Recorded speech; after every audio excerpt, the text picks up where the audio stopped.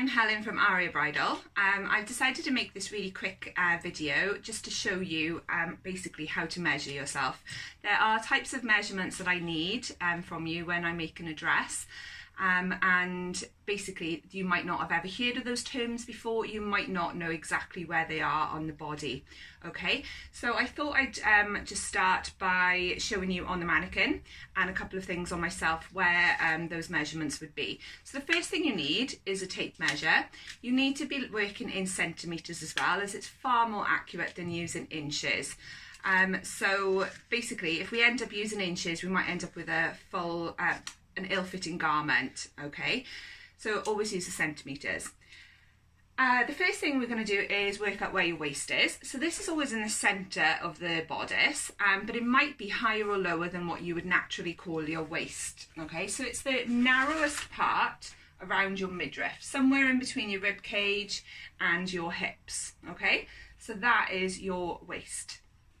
Then we're going to go down to the hips. So again, most fullest part of your body also includes your bottom, okay? So that fullest part of your body, that's your hips. Okay, the next bit, this can be a little bit tricky, because if you're not using where your measured waist and hips are, you might end up with a shorter or a longer measurement.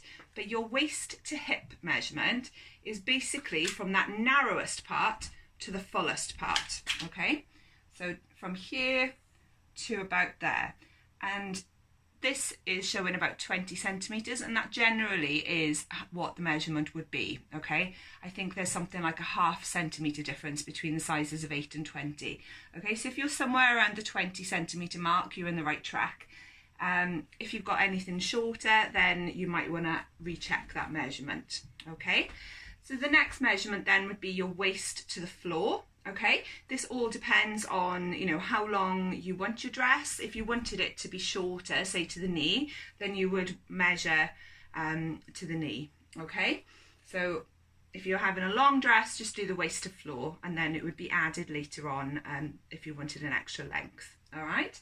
Now we're going to go to the bodice part of the measurements. So this is where most of the measurements are happening, because there's a lot more happening and going on around there.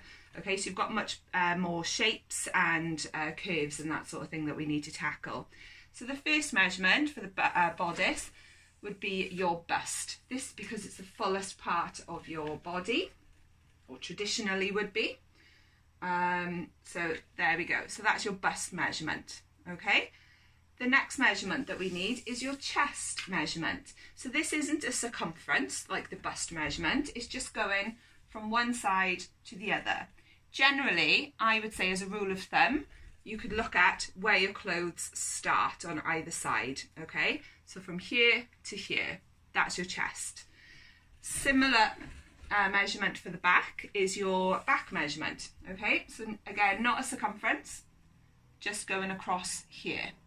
Okay, your nape to waist measurement is from here. So your nape is a little bit low down. It's basically where your clothes start. It's not at your hairline or somewhere in the middle. So it just generally tends to be just at the bottom of your neck. Okay, and then you are going down to that narrowest part again. So that's your nape to waist measurement. The next measurement then is your neck. So this is a circumference, where you just go all the way around your neck. Okay, that's quite a simple one. The next one is one that causes a lot of confusion, because it's called your arm sky. Okay, so I renamed this an armhole. Okay, but it's not necessarily the circumference that goes all the way around. Okay, what it is a measurement from your shoulder right down straight. Okay, straight to where your arm would come out. Okay, so if I do a little close-up on myself, so it would be from here to there. Okay, so it's just a straight line showing the depth of that arm. Okay, next one is your shoulder measurement. Now you probably can't see this very well on the mannequin, but it's just the shoulder measurement here. Okay, So I would base that, if you're measuring yourself and you haven't got somebody else to do it for you, look at an average piece of clothing with an average sort of shoulder length, and then base it on that. Okay, now if you're having a dress with sleeves, there are an extra couple of measurements that I would need. So we've already got the arm, I can work out the armhole from that arm sky, okay, but we need some extra measurements. So what you need first of all is the measurement, or the circumference measurement, of the widest part of your arms. This generally is where your biceps are, that's the thickest part of your arm. Then you need the narrowest part, which is around the cuff, okay, around the wrist.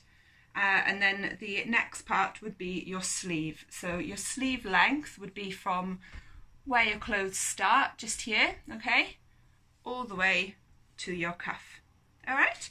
I hope that's made sense, and tried my best to clear up some of the confusion.